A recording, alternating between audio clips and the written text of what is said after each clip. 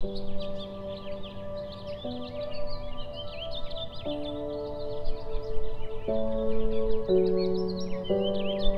ನಾವು 1 ಗಂಟೆ 1.5 ಗಂಟೆಯಲ್ಲಿ ನಮ್ಮ 1 ಎಕರೆ ಗದ್ದೆಯನ್ನು ಕೊಯ್ದಾಗ್ತದೆ, ಅದು ಕೂಡ ಕಡಿಮೆ ಖರ್ಚಿನಲ್ಲಿ.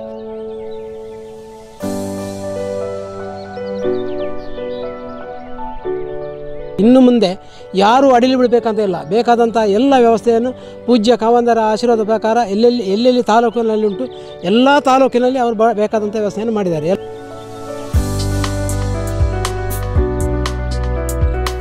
ಈಗ ಹೊಸ ತಳಿ ತಂದಿದೆ, 2 ವರ್ಷದಿಂದ ನಾನು ಮಾಡ್ತಾ ಇದ್ದೇನೆ. ಪ್ರತೀಕ್ಷಾ ಅಂತೇಳಿ ಕೃಷಿ ಇಲಾಖಾ ವಿಜ್ಞಾನಿಗಳು ತಯಾರು ಮಾಡಿದಂಥ, ಮಂಗಳೂರಲ್ಲಿ ತಯಾರು ಮಾಡಿದಂಥ ಆ ಬೀಜ. ಯಂತ್ರಧಾರೆ ಎನ್ನುವಂಥ ಕಾರ್ಯಕ್ರಮ ಶ್ರೀ ಕ್ಷೇತ್ರ ಧರ್ಮಸ್ಥಳ ಗ್ರಾಮಾಭಿವೃದ್ಧಿ ಯೋಜನೆಗೆ ಸಿಕ್ಕಿತು. ಬೀಜದಿಂದ ಕೊಯ್ಲಿನವರೆಗೆ ಪ್ರತಿ ಹಂತದಲ್ಲೂ ಕೂಡ ಯಂತ್ರಗಳನ್ನು ಬಳಕೆ ಮಾಡುವುದು ಈ ಕಾರ್ಯಕ್ರಮದ ಪ್ರಮುಖ ಉದ್ದೇಶ.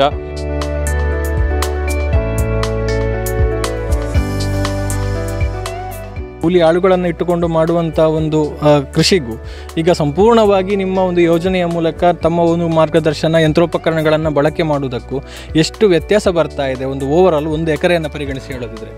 1 ಎಕರೆಗೆ ಸಾಮಾನ್ಯ ಪದ್ಧತಿಯಲ್ಲಿ ಒಬ್ಬ ರೈತ ಇವತ್ತು ಕೂಲಿ ಆಳುಗಳನ್ನು ಅವಲಂಬನೆ ಮಾಡುವುದಾದರೆ 15ರಿಂದ 20 ಸಾವಿರ ರೂಪಾಯಿ ಖರ್ಚಿದೆ. ಈ ಒಂದು ಎಕರೆಗೆ 15ರಿಂದ 20 ಸಾವಿರ ರೂಪಾಯಿ ಬೇಕು. ಅದೇ ಯಾಂತ್ರಿಕತವನ್ನು ಬಳಕೆ ಮಾಡಿದರೆ ಅವನಿಗೆ 10 ಸಾವಿರ ರೂಪಾಯಿ ಒಳಗಡೆ 1 ಎಕರೆಯನ್ನು ನಾಟಿ ಮಾಡಿ ಕೊಯ್ಲು ಮಾಡುವವರಿಗೆ ನಿರ್ವಹಣೆ ಖರ್ಚು ಸಾಕಾಗುತ್ತೆ, ಗೊಬ್ಬರ ಎಲ್ಲವೂ ಸೇರಿ.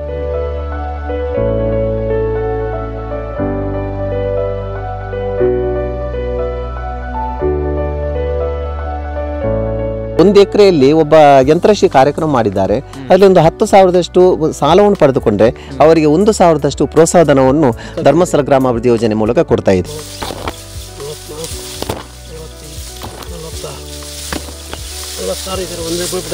ಉಪ್ಪಿನಂಗಡಿಯಲ್ಲಿ CHS ಅಂತ ಹೇಳಿದರೆ ಕೃಷಿ ಯಂತ್ರಧಾರೆ ಕಾರ್ಯಕ್ರಮ ಇದೆ. ಅಲ್ಲೂ ಕೂಡ ಸಂಪರ್ಕ ಮಾಡಿಕೊಂಡು ಯಂತ್ರಗಳನ್ನು ಪಡ್ಕೊಂಡು ಅವರ ಕೃಷಿ ಭೂಮಿಗೆ ಯಾವುದೆಲ್ಲ ಯಂತ್ರಗಳು ಬೇಕು ಅದನ್ನೆಲ್ಲ ಪಡ್ಕೊಳ್ಳಿಕ್ಕೆ ಅವಕಾಶ ಇದೆ.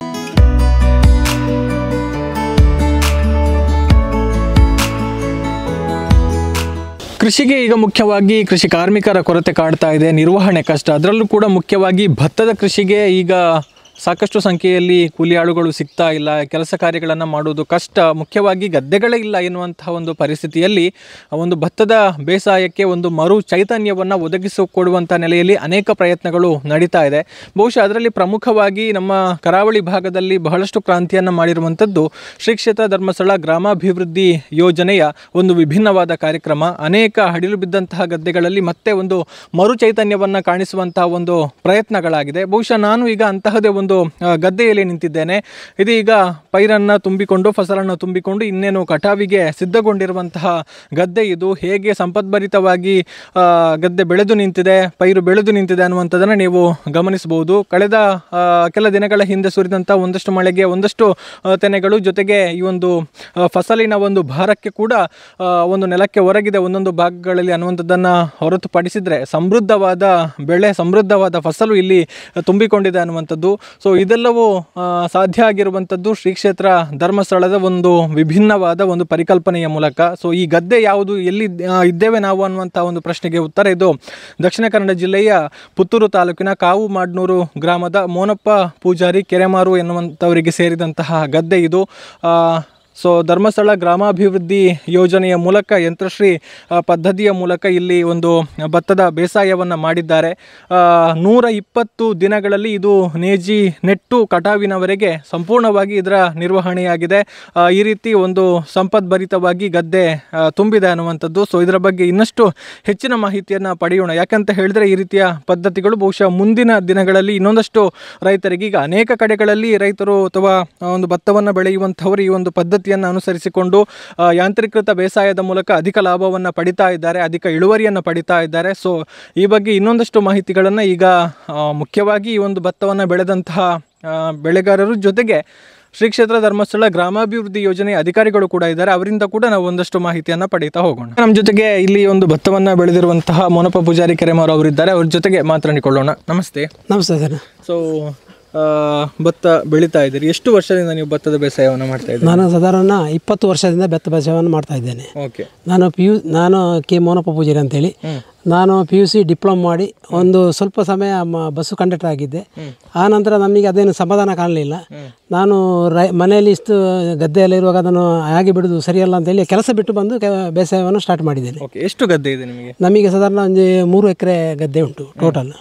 ಅದರಲ್ಲಿ ಈಗ ನಾನು ನನ್ನ ತಮ್ಮ ತಂಗಿಯರೆಲ್ಲ ಕೊಟ್ಟು ನಾನು 1 ಎಕರೆ ಮೇಲೆ ನಾನು ಬೇಸಾಯ ಮಾಡ್ತಾ ಇದ್ದೇನೆ. ಬಾಕಿಯವರು ಕೂಡ ಬೇಸಾಯ ಮಾಡ್ತಾ ಇದ್ದಾರೆ ಈಗ ಸದ್ಯಕ್ಕೆ. ಈಗ ನಿಮ್ಮ ವ್ಯಾಪ್ತಿಯಲ್ಲಿ ಸರಿಸುಮಾರು 1 ಎಕರೆ ಇದೆ. 1 ಎಕರೆ ಇದೆ. ಓಕೆ. ಅಂದರೆ ಹಿಂದೆ ಕೂಡ ಯಾಂತ್ರೀಕೃತವಾಗಿ ಮಾಡ್ತಾ ಇದ್ರೆ ಅಥವಾ ಹಿಂದೆ ಹೇಗೆ ಮಾಡ್ತಾ ಇದ್ರಿ, ಮತ್ತೆ ಈ ಒಂದು ಶ್ರೀ ಪದ್ಧತಿಯನ್ನು ಯಾವಾಗ ನೀವು ಬಳಕೆ ಮಾಡ್ತಾ ಇದ್ದೀರಿ? ನಾನು ಶುರುವಿಗೆ ಧರ್ಮಸ್ಥಳ ಗ್ರಾಮಾಭಿವೃದ್ಧಿ ಯೋಜನೆ ನಮ್ಮ ಪೂಜ್ಯ ಕಾವಂದರ ಆಶೀರ್ವಾದ ಪ್ರಕಾರ, ಮಾತೆಯರ ಆಶೀರ್ವಾದ ಪ್ರಕಾರ ನಮಗೆ ಧರ್ಮಸ್ಥಳ ಗ್ರಾಮಾಭಿವೃದ್ಧಿ ಯೋಜನೆ 2002ಕ್ಕೆ ನಮ್ಮ ಕಾವು ಪುತ್ತೂರು ತಾಲೂಕಿಗೆ ಬಂತು. ಅಲ್ಲಿಂದ ನಾನು ಕೂಡ ಆ ಯೋಜನೆಯಲ್ಲಿ ಸೇರ್ಪಡೆ ಮಾಡಿಕೊಂಡೆ. ನನ್ನ ಮಿಸ್ಸಸ್ಸನ್ನು ಆಂಜನೇಯ ಸ್ವಸಹಾಯ ಸಂಘ ಅಂತೇಳಿ ಅದರಲ್ಲಿ ಸೇರಿಸಿಕೊಂಡೆ. ಆನಂತರ ನನಗೆ ಸ್ವಲ್ಪ ಜಾಸ್ತಿ ಒತ್ತಡ ಇದ್ದ ಕಾರಣ ನಾನು ಅವರನ್ನು ಹಣವನ್ನು ತೆಗೆದು ಲೋನೆಲ್ಲ ತೆಗೆದು ಅದರಲ್ಲಿ ಮುಂದುವರಿಸಿಕೊಂಡು ಹೋದೆ. ಅಲ್ಲಿ ಹೋಗುವಾಗ ನಮಗೆ ಹಣದ ಅಡಚಣೆ ಇತ್ತು. ಅಡಚಣೆ ಇರುವಾಗ ಪೂಜ್ಯ ಕಾವಂದರ ಆಶೀರ್ವಾದದಿಂದ ನಮ್ಮ ಜಾಗ ರೆಕಾರ್ಡು ಇದ್ದರೂ ಸತ ನಮಗೆ ಅವರ ಪೂಜಾ ಕಾವಂದರ ಆಶೀರ್ವಾದದಿಂದ ಗುಂಪಿನಲ್ಲಿ ಬೇಕಾದಷ್ಟು ಸಾಲ ಕೊಡುವಂಥ ವ್ಯವಸ್ಥೆ ನಮಗೆ ಆಗಿದೆ. ಅದು ನಮಗೆ ಪ್ರಯೋಜನ ಆಗಿದೆ. ಆ ಪ್ರಯೋಜನದಿಂದ ಒಳ್ಳೆ ರೀತಿಯಲ್ಲಿ ಬೇಸಾಯ ಮಾಡಲಿಕ್ಕೆ ಆಯಿತು. ಆಗ ಸ್ತ್ರೀ ಪದ್ಧತಿ ಬೇಸಾಯ ಕಾರ್ಯಕ್ರಮವನ್ನು ನಮ್ಮ ಪೂಜ್ಯ ಕಾವಂದರ ಆಶೀರ್ವಾದವರು ತಂದಿದ್ದಾರೆ ಇಲ್ಲಿಗೆ ನಮ್ಮ ಯೋಜನಾ ಅಧಿಕಾರಿಗಳು ನಮ್ಮೊಟ್ಟಿಗೆ ಬಂದಿದ್ದಾರೆ. ಅವರು ನನಗೆ ತಿಳಿಸಿಕೊಟ್ಟಿದ್ದಾರೆ ಹೇಗೆ ಭತ್ತ ಬೇಸಾಯವನ್ನು ಮಾಡಬಹುದು ಅಂತೇಳಿ. ಆಗ ಸ್ತ್ರೀ ಪದ್ಧತಿ ನಾವು ಹಗ್ಗದಿಂದ ಮಾಡಿಕೊಂಡದ್ದು. 25 ಸೆಂಟಿಮೀಟರ್ ದೂರಕ್ಕೆ ನಾವು ಹಗ್ಗದಿಂದ ನೆಟ್ಟುಕೊಂಡು ಮಾಡ್ತಾ ಇದ್ದೇವೆ. ತಕ್ಷಣ ಈಗ ಸ್ವಲ್ಪ ಕಡಿಮೆ ಆಗಿ ಈಗ ಯಾಂತ್ರೀಕರಣ ಮೆಷಿನ್ ಎಲ್ಲ ನಮಗೆ ಬಂದಿದೆ. ಈಗ ಯಾಂತ್ರೀಕರಣ ಮೆಷಿನ್ ಬಂದ ನಂತರ ನಮಗೆ ಮತ್ತು ಕೂಡ ಸುಲಭ ಆಗಿದೆ ರೈತರಿಗೆ. ಯಾಕೆಂದರೆ ಯಾವುದು ಕೂಲಿಗಳ ಆಳುಗಳು ಸಿಕ್ಕುವುದಿಲ್ಲ. ಆದ್ದರಿಂದ ಅದರ ಪರವಾಗಿ ಈ ಮೆಷಿನರಿ ಬಂತಲ್ಲ, ಈ ಮೆಷಿನ್ ಪೂಜ್ಯ ಕಾವಂದರು ನಮಗೆ ಕೊಟ್ಟಂಥ ಆ ಮೆಷಿನರಿ, ಎಲ್ಲಿ ಉಳುಮೆ ಯಂತ್ರ ಮತ್ತು ಕಟಾವು ಯಂತ್ರ, ನೇಜಿ ನೆಡುವ ಯಂತ್ರ, ಹಾಗೆ ಬೈ ಹುಲ್ಲು ಕಟ್ಟುವ ಯಂತ್ರ ಎಲ್ಲವನ್ನು ಪೂಜ್ಯ ಕಾವಂದರ ಆಶೀರ್ವಾದ ಧರ್ಮಸ್ಥಳ ಯೋಜನೆ ಮುಖಾಂತರ ನಮಗೆ ಎಲ್ಲ ಒದಗಿಸಿಕೊಟ್ಟಿದೆ. ಅದಕ್ಕೆ ಬೇಕಾಗುವಂಥ ಎಲ್ಲ ಅಧಿಕಾರಿಗಳನ್ನು ಆಯಾ ತಾಲೂಕಿನಲ್ಲಿ ನನಗೆ ತಿಳಿದ ಮಟ್ಟಿಗೆ ಆಯಾ ತಾಲೂಕಿನಲ್ಲಿ ಅಳವಡಿಸಿಕೊಂಡು ಬಂದಿದ್ದಾರೆ. ಹಾಗೆಯೇ ನನ್ನನ್ನು ಕೂಡ ಧರ್ಮಸ್ಥಳ ಆ ಯೋಜನೆಯಲ್ಲಿ ಕೃಷಿ ಯೋಧ ಅಂತ ಹೇಳಿ ನನ್ನನ್ನು ಆಯ್ಕೆ ಮಾಡಿದ್ದಾರೆ. ಈ ಒಂದು 5-6 ವರ್ಷದಿಂದ ನನ್ನನ್ನು ಆಯ್ಕೆ ಮಾಡಿ ಇದಕ್ಕೆ ನನ್ನನ್ನು ಪುತ್ತೂರು ತಾಲೂಕಿಗೆ ಕಳಿಸಿಕೊಟ್ಟಿದ್ದಾರೆ. ಹಾಗೆ ನನಗೆ ಮತ್ತು ಕೂಡ ಇದರಲ್ಲಿ ಉತ್ತೇಜನ ಆಯಿತು. ಬೇಸಾಯ ಮಾಡುವುದು ಹೇಗೆ ಅಂತೇಳಿ ನನಗೆ ಉತ್ತೇಜನ ಆಗಿದೆ. ಹಾಗೆ ನಾನು ಶ್ರೀ ಪದ್ಧತಿ ಬೇಸಾಯವನ್ನು ಮೆಷಿನ್ ಮುಖಾಂತರ ಮಾಡಬೇಕಂದಲ್ಲಿ ಎಲ್ಲರಿಗೂ ತೋರಿಸಬೇಕು. ಮತ್ತು ಯೋಧನಾಗಿ ನಾನು ಮಾಡಬೇಕಾದ ಕೆಲಸವನ್ನು ನಾನು ಈಗ ಮಾಡ್ತಾ ಇದ್ದೇನೆ. ಫಸ್ಟಿಗೆ ಒಬ್ಬ 1 ಎಕರೆ ಗದ್ದೆ ಇದ್ದರೆ ಅವನಿಗೆ ಆ ಯಜಮಾನ ಮಾತ್ರ ನಮ್ಮ ಮನೆ ಅಲ್ಲಿದ್ದರೆ ಸಾಕು. ಆ ಗದ್ದೆಯ ಹಾಲುಗಳು ಇಲ್ಲದ ಕಾರಣ ಅದರ ಗದ್ದೆಯ ಹುಣಿ ಉಂಟಲ್ಲ, ಹುಣಿಯನ್ನು ಕಡಿಬೇಕಂತ ಇಲ್ಲ. ಬರೇ ಮೆಷಿನ್ ಹುಲ್ಲು ತೆಗೆಯುವ ಮೆಷಿನ್ ಉಂಟು. ಹುಲ್ಲು ತೆಗೆಯುವ ಮೆಷಿನಲ್ಲಿ ಅದನ್ನು ಎಲ್ಲ ಕಸವನ್ನು ತೆಗಿಬಹುದು. ಆಗ ನೋಡಿ ಅಲ್ಲಿ ಹಾಲಿನ ಕಡಿಮೆ ಆಗ್ತದೆ. ಆನಂತರ ಗದ್ದೆ ಉಳ್ಳಿಕ್ಕೆ ಆ ಓನರ್ ಇದ್ದರೆ ನಾವು ಕೃಷಿ ಯೋಧನವರು ನಮ್ಮ ಯೋಜನೆ ಮುಖಾಂತರ ಆ ಮೆಷಿನನ್ನು ತಂದು ಅಲ್ಲಿ ಗದ್ದೆ ಉಳುಮೆ ಮಾಡುವಂಥ ಕೆಲಸವನ್ನು ಮಾಡ್ತೇನೆ. ಯಾವ ರೈತ ಕೂಡ ಮನೆಯಿಂದ ಇಲ್ಲಿ ಹೋಗ್ಬೇಕಂತಿಲ್ಲ. ಬರೀ ನಮ್ಮ ಒಂದು ಫೋನ್ ನಂಬರ್ ಇಟ್ಕೊಂಡ್ರೆ ಸಾಕು, ನಮ್ಮದು ಅಥವಾ ಕೃಷಿ ಅಧಿಕಾರಿಗಳವರ ಫೋನ್ ನಂಬರ್ ಇಟ್ಕೊಂಡ್ರೆ ಸಾಕು. ನಾವು ಆ ಸ್ಪಾಟಿಗೆ ನಾವೇ ಬರ್ತೇವೆ. ಮೆಷಿನ್ ಇಟ್ಕೊಂಡು ಗದ್ದೆ ಉಳುವ ಮೆಷಿನ್. ಗದ್ದೆ ಹುಟ್ಟಾದ ನಂತರ ಅವರಿಗೆ ಬೇಕಾಗುವ ನೇಜಿ ಕೂಡ ಬೇಕಾಗ್ತದೆ.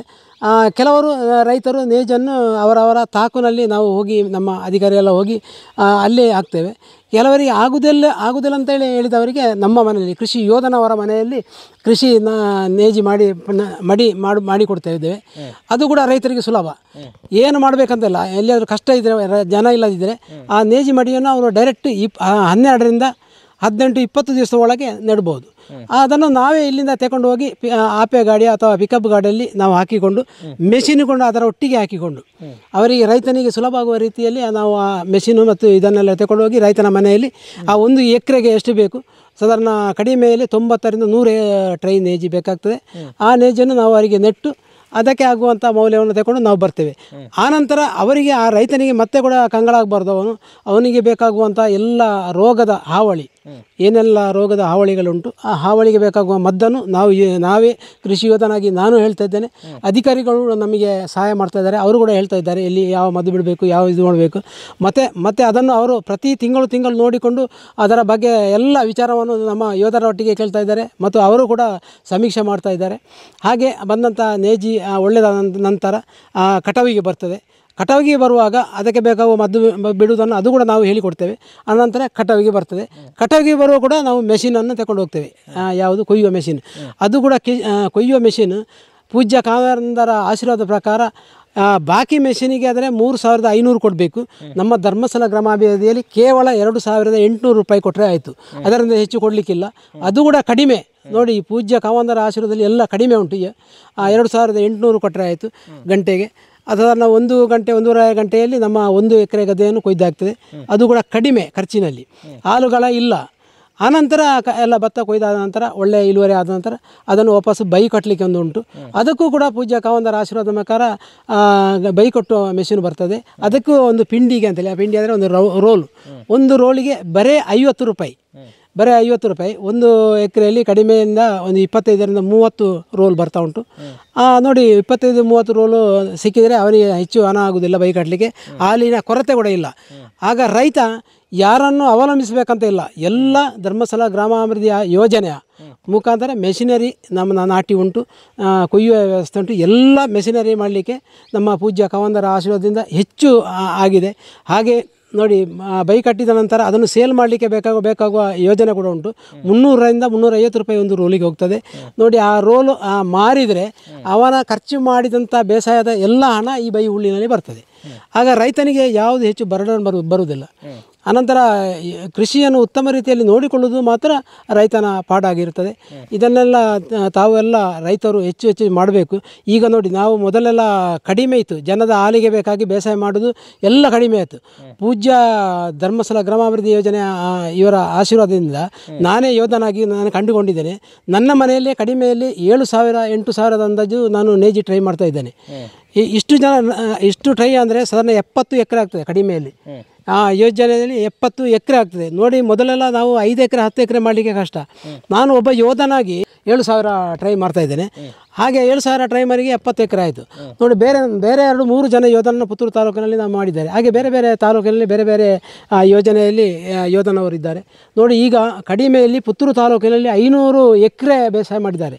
ಮೊದಲು ಕಡಿಮೆ ಅಂದರೆ ಒಂದು 200-150 ಬೇಸಾಯ ಮಾಡಿರ್ಬೋದು. ಈಗ 500 ಎಕರೆ ಮಾಡಿದ್ದಾರೆ ಆ ಮೆಷಿನರಿ ಬಂದಂತ. ಆದ್ದರಿಂದ ಮೆಷಿನರಿ ಒಳ್ಳೆಯ ರೀತಿಯಲ್ಲಿ ಸ್ಪಂದನೆ ಕೊಡ್ತಾ ಇದೆ. ಆದಾಯ ಕೂಡ ಹೆಚ್ಚು, ಖರ್ಚು ಕಡಿಮೆ. ಎಲ್ಲರೂ ಯಾರು ಅಡಿಲು ಬಿಡಬೇಕಂತ ಇಲ್ಲ. ನಾವೀಗ ಎಷ್ಟೋ ಗದ್ದೆಗಳನ್ನು ನೋಡ್ತಾ ಇದ್ದೇವೆ, ಅಡಿಲು ಬಿದ್ದವರು ತುಂಬ ಜನ ಇದ್ದಾರೆ. ಇನ್ನು ಮುಂದೆ ಯಾರು ಅಡಿಲು ಬಿಡಬೇಕಂತ ಇಲ್ಲ. ಬೇಕಾದಂಥ ಎಲ್ಲ ವ್ಯವಸ್ಥೆಯನ್ನು ಪೂಜ್ಯ ಕಾವೇಂದ್ರ ಆಶೀರ್ವಾದ ಪ್ರಕಾರ ಎಲ್ಲೆಲ್ಲಿ ತಾಲೂಕಿನಲ್ಲಿ ಉಂಟು ಎಲ್ಲ ತಾಲೂಕಿನಲ್ಲಿ ಅವರು ಬೇಕಾದಂಥ ವ್ಯವಸ್ಥೆಯನ್ನು ಮಾಡಿದ್ದಾರೆ. ಎಲ್ಲರೂ ಅದನ್ನು ಪ್ರಯೋಜನವನ್ನು ಪಡೆದುಕೊಳ್ಬೇಕು. ರೈತರು ಅದಕ್ಕೆ ಬೇಕಾಗುವ ಮಾಹಿತಿಯನ್ನು ಕೂಡ ಅವರಲ್ಲಿ ಕೇಳಿಕೊಳ್ಬೇಕು.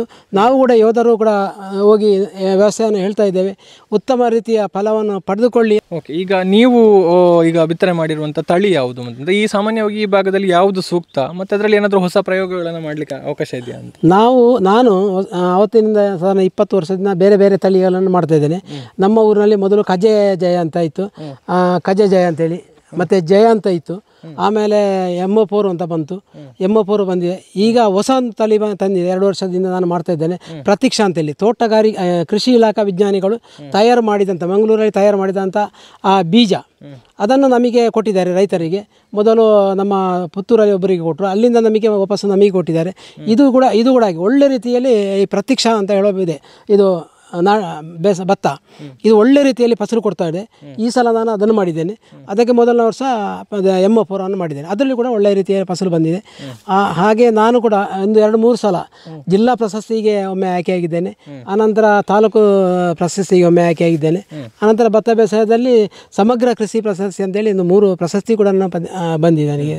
ಇದೆಲ್ಲ ಭತ್ತ ಬೇಸಾಯದಿಂದ ಈ ಯೋಜನೆಯ ಅವಕಾಶದಿಂದ ನನಗೆ ಬಂದಿದೆ ಅಂತೇಳಿ ಹೇಳಲಿಕ್ಕೆ ನಾನು ಸಂತೋಷ ಪಡ್ತಾ ಇದ್ದೇನೆ. ಧನ್ಯವಾದಗಳು. ನಮ್ಮ ಜೊತೆಗೆ ಮಾತನಾಡೋದಕ್ಕೆ ಶ್ರೀ ಕ್ಷೇತ್ರ ಧರ್ಮಸ್ಥಳ ಗ್ರಾಮಾಭಿವೃದ್ಧಿ ಯೋಜನೆಯ ಯಂತ್ರಶ್ರೀ ಯೋಜನೆಯ ಯೋಜನಾಧಿಕಾರಿಯಾಗಿರುವಂತಹ ಸುಧೀರ್ ಜೈನ್ ಅವರಿದ್ದಾರೆ. ಸೊ ಈ ಒಂದು ಒಟ್ಟು ಯೋಜನೆ ಹೇಗೆ ರೈತರಿಗೆ ಅಥವಾ ಬೆಳೆಗಾರರಿಗೆ ನೆರವಾಗುತ್ತೆ ಅನ್ನುವಂಥದ್ದನ್ನು ಕೇಳೋಣ. ನಮಸ್ತೆ. ನಮಸ್ತೆ. ಈಗ ಈ ಯಂತ್ರಶ್ರೀ ಹೇಗೆ ನೆರವಾಗ್ತಾ ಇದೆ? ನೀವು ಎಲ್ಲಿಂದ ಎಲ್ಲಿಯವರೆಗೆ ರೈತರಿಗೆ ಬೆಳೆಗಾರರಿಗೆ ಮಾರ್ಗದರ್ಶನ ಮಾಡ್ತಾ ಇದ್ದೀರಿ, ಯಾವ ರೀತಿಯಲ್ಲಿ ಎಲ್ಲ ಅಂತ? ಶ್ರೀ ಕ್ಷೇತ್ರ ಧರ್ಮಸ್ಥಳ ಗ್ರಾಮಾಭಿವೃದ್ಧಿ ಯೋಜನೆಯ ಮೂಲಕ ಭತ್ತ ಕೃಷಿಗೆ ಹೆಚ್ಚಿನ ಒತ್ತನ್ನು ಕೊಡ್ತಾ ಇದ್ದೇವೆ. ಕಳೆದ 10 ವರ್ಷಗಳಿಂದ ಬೇರೆ ಕಾರ್ಯಕ್ರಮಗಳನ್ನು ಅನುಷ್ಠಾನ ಮಾಡ್ತಾ ಬರ್ತಾ ಇದ್ದೇವೆ. ಪ್ರಥಮವಾಗಿ ನಬಾರ್ಡಿನ ಒಂದು ಸಹಕಾರದ ಮೂಲಕ ಶ್ರೀ ಪದ್ಧತಿ ಎನ್ನುವಂಥ ಒಂದು ಕಾರ್ಯಕ್ರಮ ಇತ್ತು. 2010ರಲ್ಲಿ ಇದು ಪ್ರಾರಂಭ ಆಗಿತ್ತು. ಆವಾಗ ಕೇವಲ ಒಂದೊಂದು ನೇಜಿಯನ್ನು ನಾಟಿ ಮಾಡುವಂಥದ್ದು, ಇದರಿಂದ ಕಡಿಮೆ ಜಾಗದಲ್ಲಿ ಹೆಚ್ಚಿನ ಇಳುವರಿ ಬರುತ್ತೆ. 1 ಎಕರೆ ನಾಟಿ ಮಾಡಬೇಕಾದ್ರೆ 12 ಜನಗಳ ಬೇಕಿತ್ತು. ಅದು ಕೂಡ ಕಾಲಕ್ರಮೇಣ ಕಡಿಮೆ ಆಯಿತು. ಜನಗಳು ಕೂಲಿ ಆಳುಗಳ ಸಮಸ್ಯೆಯಿಂದಾಗಿ ಭತ್ತ ಕೃಷಿಯನ್ನು ರೈತರು ಬಿಡುವಂಥ ಹಂತಕ್ಕೆ ಬಂತು. ಈ ಸಂದರ್ಭದಲ್ಲಿ 2014ರಲ್ಲಿ ಕರ್ನಾಟಕ ಸರ್ಕಾರದ ಕೃಷಿ ಇಲಾಖೆಯ ಮೂಲಕ ಯಂತ್ರಧಾರೆ ಎನ್ನುವಂಥ ಕಾರ್ಯಕ್ರಮ ಶ್ರೀ ಕ್ಷೇತ್ರ ಧರ್ಮಸ್ಥಳ ಗ್ರಾಮಾಭಿವೃದ್ಧಿ ಯೋಜನೆಗೆ ಸಿಕ್ಕಿತು. ಈ ಮೂಲಕ ರಾಜ್ಯದ 164 ಕೇಂದ್ರಗಳಲ್ಲಿ ಯಂತ್ರಧಾರೆ ಕಾರ್ಯಕ್ರಮಗಳಲ್ಲಿ ಹೆಚ್ಚಿನ ಕಡೆಗಳಲ್ಲಿ ಭತ್ತ ಕೃಷಿಗೆ ಉತ್ತೇಜನ ಆಗುವಂಥ ಯಂತ್ರಗಳನ್ನು ನಾಟಿಯಿಂದ ಹಿಡಿದು ಕೊಯ್ಲಿನವರೆಗೆ ಎಲ್ಲ ಹಂತಗಳಲ್ಲೂ ಕೂಡ ಭತ್ತ ಕೃಷಿಗೆ ಪೂರಕ ಯಂತ್ರಗಳು ಲಭ್ಯ ಆಗ್ತಾ ಬಂತು. ಆದರೂ ಕೂಡ ರೈತರದನ್ನು ಕ್ಲಪ್ತ ಸಮಯಕ್ಕೆ ಪಡೀಲಿಕ್ಕೆ ಸಾಧ್ಯ ಆಗದೇ ಇರುವಂಥ ಸಂದರ್ಭದಲ್ಲಿ 2019ರಲ್ಲಿ ಗ್ರಾಮಾಭಿವೃದ್ಧಿ ಯೋಜನೆಯ ಮೂಲಕ ಪೂಜ್ಯರ ಆಶೀರ್ವಾದದಲ್ಲಿ ಪ್ರಾರಂಭ ಮಾಡಿರುವಂಥ ಕಾರ್ಯಕ್ರಮ ಯಂತ್ರಶ್ರೀ ಕಾರ್ಯಕ್ರಮ, ಯಾಂತ್ರೀಕೃತ ಭತ್ತ ಬೇಸಾಯದ ಕಾರ್ಯಕ್ರಮ 2019ರಲ್ಲಿ ಪ್ರಾರಂಭ ಮಾಡಿದೆವು. ಕಳೆದ 3 ವರ್ಷಗಳಲ್ಲಿ ಸುಮಾರು ರಾಜ್ಯದ 1 ಲಕ್ಷ ಎಕರೆಗಳಲ್ಲಿ ಈ ಕಾರ್ಯಕ್ರಮ ಅನುಷ್ಠಾನ ಆಗಿದೆ. ರೈತರಿಗೆ ಭಾಳಷ್ಟು ಪ್ರಯೋಜನ ಕೊಡುವಂಥ ಕಾರ್ಯಕ್ರಮ. ಬೀಜದಿಂದ ಕೊಯ್ಲಿನವರೆಗೆ ಪ್ರತಿ ಹಂತದಲ್ಲೂ ಕೂಡ ಯಂತ್ರಗಳನ್ನು ಬಳಕೆ ಮಾಡುವುದು ಈ ಕಾರ್ಯಕ್ರಮದ ಪ್ರಮುಖ ಉದ್ದೇಶ. ಭತ್ತವನ್ನು ನೇಜಿ ತಯಾರಿ ಇರ್ಬೋದು, ಉಳುಮೆ ಇರ್ಬೋದು, ಕಳೆ ನಿರ್ವಹಣೆ ಇರ್ಬೋದು, ನಾಟಿ ಇರ್ಬೋದು, ಕೊಯ್ಲು ಇರ್ಬೋದು, ನಂತರ ಅದನ್ನು ಪಿಂಡಿ ಕಟ್ಟುವಂಥ ಹುಲ್ಲು ಕಟ್ಟುವಂಥ ಯಂತ್ರ ಇರ್ಬೋದು. ಎಲ್ಲ ಯಂತ್ರಗಳು ನಮ್ಮ ಪ್ರತಿ ತಾಲೂಕು ಕೇಂದ್ರದಲ್ಲಿ CHSE ಎನ್ನುವಂಥ ಕೇಂದ್ರ ಇದೆ. ಈ ಕೇಂದ್ರದಲ್ಲಿ ಯಂತ್ರಗಳು ಲಭ್ಯ ಆಗಿದೆ. ನಂತರ ಇದಕ್ಕೆ ಮುಖ್ಯವಾಗಿ ತರಬೇತಿ ಕಾರ್ಯಕ್ರಮಗಳನ್ನು ಮಾಡ್ತೇವೆ. ಪ್ರತಿ ವರ್ಷ 500 ತರಬೇತಿ ಕಾರ್ಯಕ್ರಮಗಳನ್ನು ಮಾಡ್ತೇವೆ. ಇವತ್ತು ರಾಜ್ಯದಲ್ಲಿ ಸುಮಾರು 96 ತಾಲೂಕಿನಲ್ಲಿ, ಕರ್ನಾಟಕ ರಾಜ್ಯದಲ್ಲಿ ಅತಿ ಹೆಚ್ಚು ತಾಲೂಕಿನಲ್ಲಿ ಭತ್ತವನ್ನು ಬೆಳೀತಾರೆ. ಇವತ್ತು ನಾವು 96 ತಾಲೂಕುಗಳಲ್ಲಿ ಈ ಕಾರ್ಯಕ್ರಮವನ್ನು ಮಾಡ್ತಾ ಇದ್ದೇವೆ, 23 ಜಿಲ್ಲೆಗಳಲ್ಲಿ. ನಮ್ಮೊಟ್ಟಿಗೆ ಕೃಷಿ ಮೇಲ್ವಿಚಾರಕರು ಎನ್ನುವಂಥ ಪ್ರತಿ ತಾಲೂಕಿಗೆ ಒಬ್ಬರು ಕೃಷಿ ಮೇಲ್ವಿಚಾರಕರಿದ್ದಾರೆ. ಆ ನಂತರದಲ್ಲಿ ನಾಟಿ ಯಂತ್ರ ಬ್ಯಾಂಕ್ ಎನ್ನುವಂಥ ಒಂದು ಕಾರ್ಯಕ್ರಮವನ್ನು ಮಾಡಿದ್ದೇವೆ. ಒಂದೊಂದು ಬ್ಯಾಂಕಿನಲ್ಲಿ ಸುಮಾರು 25ಕ್ಕಿಂತ ಹೆಚ್ಚು ನಾಟಿ ಯಂತ್ರಗಳು ಲಭ್ಯ ಇದೆ. ಈ ನಾಟಿ ಬ್ಯಾಂಕನ್ನು ನೋಡಿಕೊಳ್ಳಿಕ್ಕೆ ನಾಟಿ ಬ್ಯಾಂಕ್ ಕೃಷಿ ಮೇಲ್ವಿಚಾರಕರು ಎನ್ನುವಂಥ ಒಂದು ಅಧಿಕಾರಿ ಇರ್ತಾರೆ. ನಾಟಿಗೆ ಕ್ಲಪ್ತ ಸಮಯದಲ್ಲಿ ಯಾವುದೇ ತೊಂದರೆಗಳಾಗದ ಹಾಗೆ ರೈತರಿಗೆ ಯಂತ್ರಗಳನ್ನು ಕೊಡಬೇಕು. ಅಂದರೆ ಏಕಕಾಲದಲ್ಲಿ ಭತ್ತ ಕೃಷಿಯ ಒಂದು ಸಮಸ್ಯೆ ಅಂತ ಹೇಳಿದರೆ ಎಲ್ಲವೂ ಕೂಡ ಏಕಕಾಲದಲ್ಲಿ ಆಗುತ್ತೆ. ಎಲ್ಲ ರೈತರಿಗೂ ನನಗೂ ಯಂತ್ರ ಬೇಕು, ನನಗೂ ಯಂತ್ರ ಬೇಕು ಎನ್ನುವಂಥ ಒಂದು ಗೊಂದಲದಲ್ಲಿ ರೈತರು ಇರ್ತಾರೆ. ಹಾಗಾಗಿ ಅವರಿಗೆ ಸರಿಯಾದ ಸರ್ವಿಸನ್ನು ಕೊಡಬೇಕು ಅಂಥೇಳಿ ನಾಟಿ ಬ್ಯಾಂಕನ್ನು ಮಾಡಿ 10 ಕೇಂದ್ರಗಳಾಗಿದೆ. ಪ್ರತಿ ಕೇಂದ್ರದಲ್ಲಿ 25 ಯಂತ್ರಗಳಿದೆ. 10 ಜನ ಕೃಷಿ ಮೇಲ್ವಿಚಾರಕರು ಇದರ ಹಿಂದೆ ಕೆಲಸವನ್ನು ಮಾಡ್ತಾರೆ. ಅದರ ನಂತರ ತಾಲೂಕು ಮಟ್ಟದಲ್ಲಿ ಒಬ್ಬ ಕೃಷಿ ಮೇಲ್ವಿಚಾರಕ ಎಲ್ಲ ಗ್ರಾಮಗಳಿಗೆ ಭೇಟಿ ಕೊಡಲಿಕ್ಕೆ ಸಾಧ್ಯ ಇಲ್ಲ ಎನ್ನುವ ಒಂದು ನಿಟ್ಟಿನಲ್ಲಿ ಯಂತ್ರಶ್ರೀ ಯೋಧರು ಎನ್ನುವಂಥ ಒಂದು ಟೀಮು ಕೆಲಸ ಮಾಡ್ತಾ ಇದೆ. ಸುಮಾರು 400 ಜನ, ಇಡೀ ರಾಜ್ಯದಲ್ಲಿ 400 ಜನ ಯಂತ್ರಶ್ರೀ ಯೋಧರು ಈ ಒಂದು ಟೀಮ್ನಲ್ಲಿ ಕೆಲಸವನ್ನು ಮಾಡ್ತಾ ಇದ್ದಾರೆ. ಅವರಿಗೆ ಪ್ರತಿ ಹಂತದಲ್ಲೂ ಕೂಡ ಪ್ರೋತ್ಸಾಹಧನದ ಮೂಲಕ ಕೆಲಸವನ್ನು ಮಾಡ್ತಾ ಇದ್ದೇವೆ. ಒಂದು ಯಂತ್ರಕ್ಕೆ ಎಲ್ಲ ಯಂತ್ರಗಳನ್ನು ಅವರ ಬಳಕೆ ಮಾಡಿದರೆ ಸುಮಾರು 750 ರೂಪಾಯಿ ಪ್ರೋತ್ಸಾಹಧನ ಅವರಿಗೆ ಲಭ್ಯ ಆಗುತ್ತೆ. ಈ ಒಂದು ಕಾರ್ಯಕ್ರಮದಲ್ಲಿ ಮುಖ್ಯವಾಗಿ ರೈತರಿಗೆ ಸಮಸ್ಯೆ ಆಗುವಂಥದ್ದು ಸಸಿ ಮಡಿಯ ತಯಾರಿ. ಉತ್ತಮವಾದ ಸಸಿ ಮಡಿ ಬೇಕು. ಸಣ್ಣ ಪ್ರಾಯದ ಸಸಿಗಳನ್ನು ಒಳ್ಳೆಯ ಬೀಜದ ಆಯ್ಕೆಯನ್ನು ಮಾಡಿಕೊಂಡು ಸಸಿಗಳನ್ನು ತಯಾರು ಮಾಡಬೇಕು. ಅದಕ್ಕೆ ಟ್ರೈ ಬೇಕಾಗುತ್ತೆ. ಈ 2 ಮಾದರಿಯ ಟ್ರೈಗಳಿದೆ ಇದರಲ್ಲಿ, ಪರ್ಮನೆಂಟ್ ಟ್ರೈ ಮತ್ತು ಟೆಂಪರರಿ ಟ್ರೈ ಅಂತ. ಈ ಪರ್ಮನೆಂಟ್ ಟ್ರೈ ತುಂಬ ಬಾಳಿಕೆ ಬರುತ್ತೆ. 10 ವರ್ಷ ಒಂದು ಸಲ ಖರೀದಿ ಮಾಡಿದರೆ 10 ವರ್ಷ ಅದು ಸಾಕಾಗುತ್ತೆ. ಅದಕ್ಕೆ 45 ರೂಪಾಯಿ ಲಭ್ಯ ಆಗುತ್ತೆ. ಮಾರ್ಕೆಟಲ್ಲಿ 45 ರೂಪಾಯಿಗೆ ಸಿಗ್ತದೆ.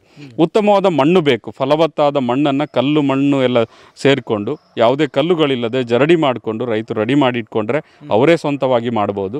ಇಲ್ಲಾಂದರೆ ನಮ್ಮ ಯಂತ್ರಶ್ರೀ ಯೋಧರು ಈಗ ಯಂತ್ರಶ್ರೀ ನರ್ಸರಿ ಅಂತ ಕೂಡ ಮಾಡಿದ್ದಾರೆ. ಸುಮಾರು 300 ಕಡೆ ಈ ಯಂತ್ರಶ್ರೀ ನರ್ಸರಿಗಳು ಕೂಡ ತಯಾರಾಗಿದೆ. ಸುಲಭದಲ್ಲಿ ರೈತರಿಗೆ ಸಸಿ ಮಡಿ ಕೂಡ ಸಿಗ್ತದೆ. 40ರಿಂದ 60 ರೂಪಾಯಿವರೆಗೆ ಇವತ್ತು ಒಂದು ಸಸಿ ಮಡಿಗೆ ರೇಟ್ ಇದೆ. 1 ಎಕರೆಗೆ 80ರಿಂದ 100 ಸಸಿ ಮಡಿಗಳು ಬೇಕಾಗುತ್ತೆ.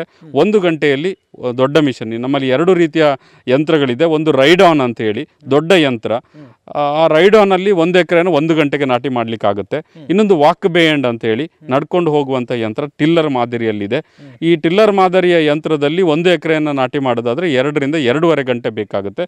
1 ಗಂಟೆಗೆ 1,000 ರೂಪಾಯಿ ಬಾಡಿಗೆ ಇದೆ. 1 ಎಕರೆಯನ್ನು ನಾಟಿ ಮಾಡಲಿಕ್ಕೆ ರೈತರಿಗೆ 2ರಿಂದ 2,500 ಖರ್ಚಾಗುತ್ತೆ.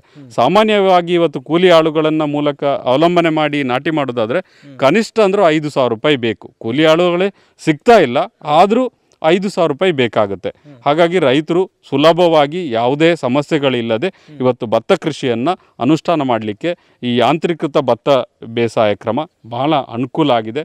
ತುಂಬ ರೈತರು ಒಪಿನಿಯನ್ಗಳನ್ನು ಕೂಡ ನಮ್ಮೊಟ್ಟಿಗೆ ಹಂಚಿಕೊಂಡಿದ್ದಾರೆ. ಓಕೆ, ಈಗ ಕಾಸ್ಟ್ ವೈಸ್ ನೋಡಿದರೆ 1 ಎಕರೆ ಈಗ ಸಾಮಾನ್ಯವಾಗಿ ಈ ಕೂಲಿ ಆಳುಗಳನ್ನು ಇಟ್ಟುಕೊಂಡು ಮಾಡುವಂಥ ಒಂದು ಕೃಷಿಗೂ ಈಗ ಸಂಪೂರ್ಣವಾಗಿ ನಿಮ್ಮ ಒಂದು ಯೋಜನೆಯ ಮೂಲಕ ತಮ್ಮ ಒಂದು ಮಾರ್ಗದರ್ಶನ ಯಂತ್ರೋಪಕರಣಗಳನ್ನು ಬಳಕೆ ಮಾಡುವುದಕ್ಕೂ ಎಷ್ಟು ವ್ಯತ್ಯಾಸ ಬರ್ತಾ ಇದೆ ಒಂದು ಓವರಾಲ್ 1 ಎಕರೆಯನ್ನು ಪರಿಗಣಿಸಿ ಹೇಳೋದಿದ್ರೆ?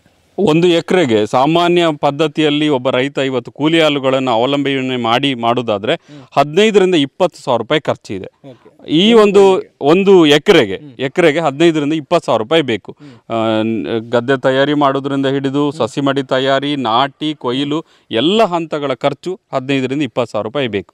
ಅದೇ ಯಾಂತ್ರಿಕತವನ್ನು ಬಳಕೆ ಮಾಡಿದರೆ ಅವನಿಗೆ 10 ಸಾವಿರ ರೂಪಾಯಿ ಒಳಗಡೆ 1 ಎಕರೆಯನ್ನು ನಾಟಿ ಮಾಡಿ ಕೊಯ್ಲು ಮಾಡುವವರಿಗೆ ನಿರ್ವಹಣೆ ಖರ್ಚು ಸಾಕಾಗುತ್ತೆ. ಗೊಬ್ಬರ ಎಲ್ಲವೂ ಸೇರಿ 10 ಸಾವಿರ ರೂಪಾಯಲ್ಲಿ ಮಾಡ್ಬೋದು. ಒಂದು ಸ್ವಲ್ಪ ಅವನು ಕೆಲಸ ಮಾಡಬೇಕು ಒಟ್ಟಿಗೆ. ಎಲ್ಲವೂ ಕೂಡ ಕೂಲಿ ಆಳುಗಳನ್ನೇ ಡಿಪೆಂಡ್ ಮಾಡಿದರೆ ಆಗೋದಿಲ್ಲ. ಅವರು ಸ್ವಂತ ಕೆಲಸ ಮಾಡಿಕೊಂಡ್ರೆ 10 ಸಾವಿರ ರೂಪಾಯಿ 10ರಿಂದ 15 ಸಾವಿರ ರೂಪಾಯಲ್ಲಿ ಮಾಡ್ಬೋದು. ಏರಿಯಾ ವೈಸ್ ಡಿಫರೆನ್ಸ್ ಇರುತ್ತೆ ರೇಟು. 10ರಿಂದ 15 ಸಾವಿರ ರೂಪಾಯಿ ಸಾಕಾಗುತ್ತೆ. ಇಳುವರಿಯ ಬಗ್ಗೆ ಮಾತನಾಡಿದ್ರೆ ಎಕರೆಗೆ ನಮ್ಮ ದಕ್ಷಿಣ ಕನ್ನಡ ಉಡುಪಿ ಈ ಭಾಗದಲ್ಲಿ 15ರಿಂದ 20 ಕ್ವಿಂಟಲ್ ಇಳುವರಿ, ಸರಾಸರಿ 20 ಕ್ವಿಂಟಲ್ ಇಳುವರಿ ಬರುತ್ತೆ. ಅದೇ ನಮ್ಮ ದಾವಣಗೆರೆ, ಸಿಂಧನೂರು ಈ ಭಾಗದಲ್ಲಿ ಹೋದರೆ 40ರಿಂದ 45 ಕ್ವಿಂಟಲ್ ಇಳುವರಿಯನ್ನು 1 ಎಕರೆಯಲ್ಲಿ ಅವರು ಪಡ್ಕೊಳ್ತಾರೆ. ಇಳುವರಿಯಲ್ಲೂ ಕೂಡ ಇದರಲ್ಲಿ ವ್ಯತ್ಯಾಸ ಇದೆ. ಸಾಮಾನ್ಯ ಪದ್ಧತಿಯಲ್ಲಿ 1 ಎಕರೆಗೆ 15 ಕ್ವಿಂಟಲ್ ಬಂದರೆ ಈ ಯಾಂತ್ರಿಕತ ಪದ್ಧತಿಯಲ್ಲಿ 20 ಕ್ವಿಂಟಲ್ ಬರುತ್ತೆ. 5 ಕ್ವಿಂಟಲ್ ಸರಾಸರಿ ಸಿಗುತ್ತೆ. ಯಾಕಂದರೆ ಒಂದೊಂದು ಸಸಿ ನಾಟಿ ಮಾಡಿದ್ದು ಅವರಿಗೆ ಹಿಳ್ಳೆಗಳು ಜಾಸ್ತಿ ಬರುತ್ತೆ, ಅದರ ಟಿಲ್ಲರ್ಸ್ ಜಾಸ್ತಿ ಆಗುತ್ತೆ, ತೆನೆಗಳ ಉದ್ದ ಜಾಸ್ತಿ ಇರುತ್ತೆ, ಬೇರು ಆಳಕ್ಕೆ ಹೋಗ್ತದೆ. ಎಲ್ಲವೂ ಕೂಡ ವೈಜ್ಞಾನಿಕವಾಗಿದೆ. ಇದರಲ್ಲಿ ಸಸಿ ಕೂಡ ಮೇಲ್ಗಡೆ ನಾಟಿ ಆಗುತ್ತೆ, ಒಂದೇ ಅಂತರದಲ್ಲಿ ನಾಟಿ ಆಗುತ್ತೆ, ಗ್ಯಾಪ್ಗಳು ಸರಿಯಾಗಿ ಸಿಗುತ್ತೆ, ಹಾಕಿದಂಥ ಗೊಬ್ಬರ ಸರಿಯಾಗಿ ಸಿಗುತ್ತೆ, ನೀರಿನ ನಿರ್ವಹಣೆ ಒಂದೇ ರೀತಿಯಲ್ಲಿ ಮಾಡ್ಬೋದು. ಈ ಎಲ್ಲ ಹಂತದಲ್ಲಿ ನೋಡಿದಾಗ ರೈತರಿಗೆ ಈ ಯಾಂತ್ರಿಕೃತ ಪದ್ಧತಿಯಿಂದ 5 ಕ್ವಿಂಟಲ್ ಹೆಚ್ಚುವರಿ ಇಳುವರಿಯನ್ನು ಪಡಿಬೋದು. ಖರ್ಚಲ್ಲೂ ಉಳಿತಾಯ ಆಗುತ್ತೆ, ಇಳುವರಿಯಲ್ಲೂ ಅವರಿಗೆ ಲಾಭ ಆಗುತ್ತೆ. ಕಡಿಮೆ ಖರ್ಚಲ್ಲಿ ಹೆಚ್ಚಿನ ಆದಾಯವನ್ನು ಪಡೆಯುವಂಥ ಕಾರ್ಯಕ್ರಮ ಅಂತ ಖಂಡಿತವಾಗಿ ಇದನ್ನು ನಾವು ಪರಿಗಣಿಸ್ಬೋದು. ಓಕೆ, ಅಂದರೆ ಈಗ ನೀವು ಅಂದರೆ ಮಳೆಗಾಲದಲ್ಲಿ ಆರಂಭಗೊಳ್ಳುವಂಥ ಸಂದರ್ಭದಲ್ಲಿ ಮಾತ್ರ ನಿಮ್ಮದು ಮಾರ್ಗದರ್ಶನ ಅಥವಾ ಎಲ್ಲ ವ್ಯವಸ್ಥೆಗಳು ಅಥವಾ ಇಡೀ ವರ್ಷ ಪೂರ್ತಿ ಎಷ್ಟು ಅವರು ಬೆಳೆಯನ್ನು ಬೆಳೀತಾರೆ ಅಷ್ಟು ಮಾರ್ಗದರ್ಶನ ಇರುತ್ತಾ? ಇಲ್ಲ, ವರ್ಷ ಪೂರ್ತಿ ನಮಗೆ ಈ ಟೀಮು ಈ ಕಾರ್ಯಕ್ರಮಕ್ಕಂತೆ ನಾವು ಮೀಸಲು ಇಟ್ಕೊಂಡಿದ್ದೇವೆ.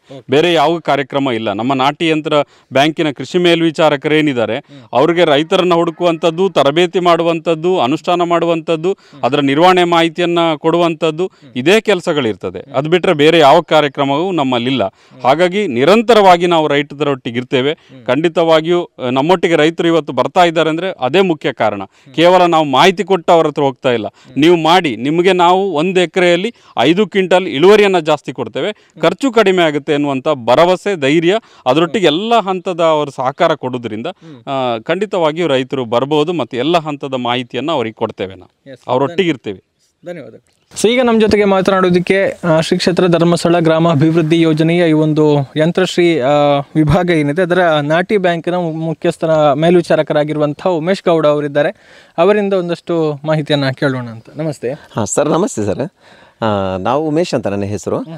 ನಾವಂದರೆ ಈಗ ಈ ಯಂತ್ರಶ್ರೀ ಅಂದರೆ ನಾಟಿ ಯಂತ್ರ ಬ್ಯಾಂಕಿನ ಕೃಷಿ ಮೇಲ್ವಿಚಾರಕರು ಪಾಣೆಮಂಗಳೂರಲ್ಲಿ ಇರುವಂಥದ್ದು. ಹಾಗೆ ನಮಗೊಂದು 8 ತಾಲೂಕುಗಳು ಬರ್ತವೆ. ಹಾಗೆ ರೈತರನ್ನು ಮತ್ತು ಯೋಧರನ್ನು ಸೇರಿಸಿಕೊಂಡು ಆ ಮೂಲಕವಾಗಿ ಯಂತ್ರಶ್ರೀ ಕಾರ್ಯಕ್ರಮ ವ್ಯವಸ್ಥಿತವಾಗಿ ನಡೆಯುವುದಕ್ಕೆ ನಾವು ಪ್ರೇರಣೆ ಮಾಡ್ತಿದ್ದೇವೆ. ಅದೇ ರೀತಿ ಸರ್, ಈಗ ಧರ್ಮಸ್ಥಳ ಗ್ರಾಮಾಭಿವೃದ್ಧಿ ಯೋಜನೆ ಮೂಲಕವಾಗಿ ಈ ಅನುದಾನಗಳ ಬಗ್ಗೆ ಅಂದರೆ ರೈತರನ್ನು ಒಂದು ಮೇಲ್ಪಂಕ್ತಿಗೆ ತರಬೇಕು, ಅವರಿಗೆ ಒಂದು ಪ್ರೋತ್ಸಾಹಧನ ಕೊಡುವಂಥ ಕಾರ್ಯಕ್ರಮ ಇದೆ. ಅಂದರೆ ನಮ್ಮಲ್ಲಿ ಈಗ ಈ ಯಂತ್ರಶ್ರೀ ಆಯ್ದ ರೈತರಿಗೆ ಅವರಿಗೆ ಮಾಹಿತಿ ಮಾರ್ಗದರ್ಶನ ಕೊಡಬೇಕಾಗ್ತದೆ. ಅದಕ್ಕಾಗಿ ಒಂದು 25-30 ರೈತರನ್ನು ಒಂದು ಕಡೆ ಸೇರಿಸಿ ಅವರಿಗೆ ಅಲ್ಲಿ ಒಳ್ಳೆ ಟೆಕ್ನಿಕ್ ಆಗಿ ಮಾಹಿತಿಯನ್ನು ಕೊಡುವಂಥದ್ದು. ಆ ಮೂಲಕವಾಗಿ ಅದಕ್ಕೊಂದು 2,000 ಅನುದಾನ ಇರ್ತದೆ. 2,000 ಖರ್ಚು ಕೊಡ್ತಾರೆ. ಆ ಮೂಲಕವಾಗಿ ಅವರಿಗೆ ಅಲ್ಲಿ ಒಂದು ಮಾಹಿತಿ ಕಾರ್ಯಕ್ರಮವನ್ನು ಇಡುವಂಥದ್ದು. ಅದರಲ್ಲಿ ಮತ್ತೆ ಏನಂತ ಹೇಳಿದ್ರೆ, ಈಗ ಒಂದು ಕಡೆಯಲ್ಲಿ ರೈತರು ಇಲ್ಲಿ ಈಗ ಈ ಅನುಷ್ಠಾನ ಮಾಡಿದ್ದಾರೆ, ಹಾಗೆ ಬೇರೆ ಕಡೆಯಲ್ಲೂ ಅನುಷ್ಠಾನವನ್ನು ಮಾಡಿರ್ತಾರೆ. ಆದರೆ ನಮ್ಮ ಈ ರೈತರನ್ನು ಒಟ್ಟುಗೂಡಿಸಿ ಬೇರೊಂದು ಕಡೆ ಅವರನ್ನು ಪ್ರವಾಸಕ್ಕೆ ಕರೆದುಕೊಂಡು ಹೋಗುವಂಥ ಕಾರ್ಯಕ್ರಮ ಇದೆ, ಅಧ್ಯಯನ ಪ್ರವಾಸ ಅಂತ. ಅದರಲ್ಲಿ ಈಗ ಟೋಟಲ್ ಒಂದು 10,000ದಷ್ಟು ಒಂದು ಪ್ರವಾಸಕ್ಕೆ ಇರ್ತದೆ. ಹಾಗೆ ಒಂದು ತಾಲೂಕಿನ ಟೋಟಲ್ ಒಂದು 10 ಪ್ರವಾಸಗಳು ಕೂಡ ಇರ್ತದೆ. ಹಾಗಾಗಿ ಆಯ್ದ ರೈತರನ್ನು ಕರೆದುಕೊಂಡು ಹೋಗಿ ಬೇರೊಂದು ರೈತರ ತಾಕು ವೀಕ್ಷಣೆಯನ್ನು ಮಾಡುವಂಥದ್ದು. ಅಲ್ಲೀಗ ಸಮಗ್ರ ಕೃಷಿ ಇದ್ದಿರ್ಬೋದು, ಅದೇ ರೀತಿ ಸಾವಯವ ಕೃಷಿ ಇದ್ದಿರ್ಬೋದು, ಅದೇ ರೀತಿ ನಮ್ಮ ಯಂತ್ರಶ್ರೀ ಕಾರ್ಯಕ್ರಮ ಇದ್ದಿರುವುದು, ಇದನ್ನೆಲ್ಲ ಕಣ್ಣಾರೆ ಕಾಣುವುದರ ಮೂಲಕ ಮೂಲಕವಾಗಿ ಅವರಿಗೆ ಮತ್ತೂ ಪ್ರೇರಣೆಯನ್ನು ಪಡೆಯುವುದಕ್ಕೆ ಸಾಧ್ಯ ಆಗ್ತದೆ. ಅದರಲ್ಲಿ ರೈತರನ್ನು ಆಯ್ಕೆ ಮಾಡುವಂಥದ್ದು ನೀವೇ ಆಯ್ಕೆ ಮಾಡುವಂಥದ್ದು? ರೈತರು ನಮ್ಮ ತಾಲೂಕಿನ ಕೃಷಿ ಮೇಲ್ವಿಚಾರಕರು ಇರ್ತಾರೆ. ಹಾಗಾಗಿ ಅವರು ರೈತರನ್ನು ನಾವುಗಳು ಆಯ್ಕೆ ಮಾಡುವಂಥದ್ದು. ಯಾಕೆಂತ ಹೇಳಿದರೆ ಈಗ ಸುಮ್ಮನೆ ಒಟ್ಟಾರೆ ರೈತರನ್ನು ಕರೆದುಕೊಂಡು ಹೋಗುವುದರಿಂದ ಏನು ಪ್ರಯೋಜನ ಇಲ್ಲ. ಅವರಿಗೆ ಆಸಕ್ತಿ ಬೇಕು ತಾನೇ. ಆಸಕ್ತಿ ರೈತರನ್ನು ಆಯ್ಕೆ ಮಾಡಿ ಆ ಮೂಲಕ ಕರೆದುಕೊಂಡು ಅವರಿಗೆ ಈ ರೀತಿಯ ಒಂದು ಅಧ್ಯಯನ ಪ್ರವಾಸವನ್ನು ನಾವು ಮಾಡ್ತಾ ಇದ್ದೇವೆ ಸರ್. ಒಟ್ಟಾರೆಯಾಗಿ ಕೃಷಿಯಲ್ಲಿ ಅವರಿಗೆ ಎಲ್ಲ ರೀತಿಯ ಮಾಹಿತಿ ಮಾರ್ಗದರ್ಶನಗಳು ಕೂಡ ತಮ್ಮ ಮೂಲಕ ಸಿಗ್ತದೆ. ಮತ್ತು ಕೂಡ ಏನಂತ ಹೇಳಿದ್ರೆ ಪ್ರೋತ್ಸಾಹಧನಗಳಿರ್ತದೆ. ಈಗ ನಮ್ಮ ಪ್ರಗತಿ ಒಂದು ಸ್ವಸಹಾಯತನದ ಸದಸ್ಯರು ಇರ್ತಾರೆ. ಅವರಿಗೆ ಏನಂತಿದ್ರೆ ಈಗ ಪ್ರಗತಿ ನಿಧಿಯನ್ನು ಪಡೆದುಕೊಳ್ತಾರೆ. ಆ ಮೂಲಕವಾಗಿ ಏನಾದರೂ ಒಂದು ಘಟಕಗಳನ್ನು ಮಾಡ್ತಾರೆ. ಈಗ ಒಂದು ಹಟ್ಟಿ ರಚನೆ ಇದ್ದಿರ್ಬೋದು, ಅದೇ ರೀತಿ ಕೃಷಿಗೆ ಸಂಬಂಧಪಟ್ಟಂಥ ಏನಾದರೂ ಕೃಷಿ ಪರಿಕರಗಳನ್ನು ಖರೀದಿ ಮಾಡುವಂಥದ್ದು ಇರ್ಬೋದು, ಇತ್ಯಾದಿಗಳಿಗೆಲ್ಲ ನಮ್ಮದಲ್ಲಿ ಏನಂತ ಹೇಳಿದರೆ ಅನುದಾನ ಕೊಡುವಂಥ ಕಾರ್ಯಕ್ರಮಗಳಿರ್ತದೆ. ಅದೇ ರೀತಿ ಈಗ ಯಂತ್ರಶ್ರೀ ಮಾಡಿದ್ದಾರೆ. 1 ಎಕರೆಯಲ್ಲಿ ಒಬ್ಬ ಯಂತ್ರಶ್ರೀ ಕಾರ್ಯಕ್ರಮ ಮಾಡಿದ್ದಾರೆ. ಅದರಲ್ಲಿ ಒಂದು 10,000ದಷ್ಟು ಸಾಲವನ್ನು ಪಡೆದುಕೊಂಡ್ರೆ ಅವರಿಗೆ 1,000ದಷ್ಟು ಪ್ರೋತ್ಸಾಹಧನವನ್ನು ಧರ್ಮಸ್ಥಳ ಗ್ರಾಮಾಭಿವೃದ್ಧಿ ಯೋಜನೆ ಮೂಲಕ ಕೊಡ್ತಾ ಇದೆ. ಅದೇ ರೀತಿ ಬೇರೆ ಬೇರೆ ಈಗ ಇದಕ್ಕೆ ಬೋರ್ವೆಲ್ ರಚನೆಗಿದ್ದಿರ್ಬೋದು ಮತ್ತು ಇತ್ಯಾದಿ ಕೃಷಿ ಘಟಕಗಳಿಗೆ ಬೇರೆ ಎಲ್ಲದಕ್ಕೂ 5,000 ತನಕ ಪ್ರತಿ ಕುಟುಂಬಕ್ಕೆ 5,000ದಷ್ಟು ಪ್ರೋತ್ಸಾಹಧನವನ್ನು ಕೊಡುವಂಥ ಕಾರ್ಯಕ್ರಮ ಖಂಡಿತವಾಗಿ ಇದೆ. ಮಿಗಿಲಾಗಿ ಈಗ ಯಂತ್ರಶ್ರೀ ನರ್ಸರಿಯನ್ನು ಮಾಡ್ತಾ ಇದ್ದಾರೆ. ಯಾಕೆಂತ ಹೇಳಿದರೆ ಇತ್ತೀಚಿನ ದಿನಗಳಲ್ಲಿ ಗದ್ದೆಗಳು ಬೇಕಾದಷ್ಟಿದೆ. ಹಡಿಲು ಗದ್ದೆಗಳು ಒಂದು ಕಡೆ ಇದ್ದರೆ ಅದು ಏನಾಗ್ತದೆ ಅಂತ ಹೇಳಿದರೆ ಅವರಿಗೆ ನೇಜಿ ಮಾಡೋದಕ್ಕೆ ಸಸಿ ಮಾಡುವುದಕ್ಕೆ ಮಾತ್ರ ಸ್ವಲ್ಪ ಅವರಿಗೆ ಅಂದರೆ ಉದಾಸೀನ. ಇದನ್ನು ಟ್ರೇ ತರಬೇಕು, ಮಣ್ಣು ಜಾರಡಿ ಮಾಡಬೇಕು, ಮತ್ತು ಅದನ್ನು 18 ದಿವಸ ಯಾಕೆಂದರೆ ಆ ನೇಜಿಯನ್ನು ನಿರ್ವಹಣೆ ಮಾಡುವಂಥದ್ದು ಉಂಟಲ್ಲ ಸರ್, ಅದು ತುಂಬ ಅಂದರೆ ಒಂದು ಸಣ್ಣ ಮಗುವನ್ನು ಕಂಡ ಹಾಗೆ ಕಾಣಬೇಕಾಗ್ತದೆ. ಅದಕ್ಕೆ ಯಾರು ಅಷ್ಟೊಂದು ಮುಂದೆ ಬರುತ್ತಿಲ್ಲ. ಅದಕ್ಕೆ ನಾವು ಏನು ಮಾಡಿದೆ ಅಂತ ಒಂದು ತಾಲೂಕಿನ ಒಂದು 4 ನರ್ಸರಿಗಳನ್ನು ಆಯ್ಕೆ ಮಾಡಿದ್ದೇವೆ. ಯೋಧರ ಮೂಲಕ ನರ್ಸರಿಯನ್ನು ತಯಾರು ಮಾಡುವಂಥದ್ದು, ಅವರ ಮೂಲಕವಾಗಿ 18 ದಿವಸ ನೇಜಿಯನ್ನು ಕೊಂಡೋಗಿ ರೈತರ ತಾಕುವಿನಲ್ಲಿ ಅದನ್ನು ನಾಟಿ ಮಾಡುವಂಥದ್ದು. ಆ ಒಂದು ನರ್ಸರಿ ಮಾಡಿದಂತಹ ರೈತರಿಗೆ ಒಂದು 50,000ದಷ್ಟು ಪ್ರಗತಿ ನಿಧಿ ತೆಗೆದುಕೊಂಡಿದ್ದಕ್ಕೆ ಬಂಡವಾಳ ಹೂಡಿದೆ ಎಂದಾದರೆ ಅವರಿಗೆ 5,000ದಷ್ಟು ಪ್ರೋತ್ಸಾಹಧನವನ್ನು ನಾವು ಧರ್ಮಸ್ಥಳ ಗ್ರಾಮಾಭಿವೃದ್ಧಿ ಯೋಜನೆ ಮೂಲಕ ಕೊಡ್ತಾ ಇದ್ದೇವೆ. ಅದು ಕೊಟ್ಟರೆ ಈ ತರುವುದಕ್ಕೆ ಯಾವುದಕ್ಕಾದರೂ ಖಂಡಿತವಾಗಿ ಅದು ಬಳಕೆ ಆಗ್ತದೆ ಸರ್. ಹಾಂ, ಈ ಮೂಲಕ ಅವರಿಗೆ ಹೆಲ್ಪ್ಫುಲ್ ಆಗಿ ಈ ರೀತಿಯಾಗಿ ಅವರಿಗೆ ಖಂಡಿತವಾಗಿ ಹೆಲ್ಪನ್ನು ಮಾಡ್ತಾ ಇದ್ದೇವೆ.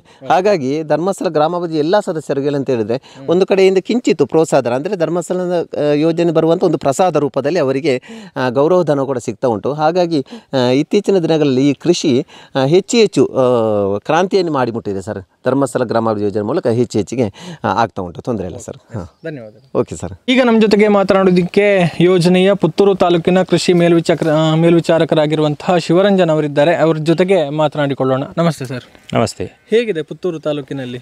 ಪುತ್ತೂರು ತಾಲೂಕಿನಲ್ಲಿ ಸರಿ ಯಾಂತ್ರೀಕೃತ ಭತ್ತ ಬೇಸಾಯ ನಮ್ಮ ಪ್ರಗತಿಪರ ರೈತರಾದಂಥ ಮೊನಪ್ಪ ಸರ್ ಅವರು ಹೇಳಿದ ಹಾಗೆ ನಮ್ಮಲ್ಲಿ ಈಗ ಒಂದು 500 ಎಕರೆದಷ್ಟು ಸಾಧಾರಣ ನಮ್ಮ ಯಾಂತ್ರೀಕೃತ ಭತ್ತ ಬೇಸಾಯ ಆಗಿದೆ.